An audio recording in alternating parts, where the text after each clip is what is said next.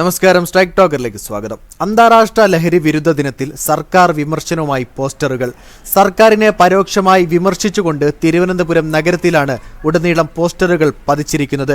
എന്നിട്ട് എല്ലാം ശരിയായോ എന്ന ചോദ്യം ഉയർത്തിക്കൊണ്ടുള്ള അജ്ഞാത പോസ്റ്ററുകളാണ് നഗരത്തിന്റെ വിവിധ ഭാഗങ്ങളിൽ പ്രത്യക്ഷപ്പെട്ടിരിക്കുന്നത്.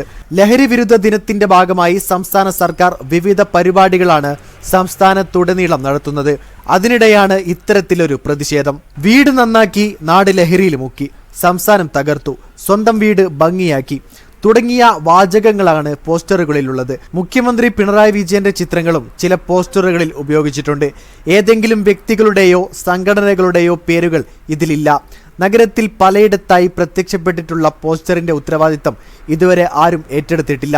അതേസമയം അന്താരാഷ്ട്ര ലഹരി വിരുദ്ധ ദിനത്തിൽ ലഹരി വിരുദ്ധ ക്യാമ്പയിനിന്റെ 5ാം ഘട്ടത്തിന്റെ സംസ്ഥാനതല ഉദ്ഘാടനം മുഖ്യമന്ത്രി പിണറായി വിജയൻ നിർവഹിച്ചു. 2026 ജനുവരി 30 വരെ നീണ്ടുനിൽക്കുന്ന ക്യാമ്പയിനാണ് തുടക്കമായത്. എന്നാലും ഈ പോസ്റ്ററിന് പിന്നിൽ ആരായിരിക്കും? പ്രതിപക്ഷമാകുമോ? നിങ്ങളുടെ അഭിപ്രായം രേഖപ്പെടുത്തുക.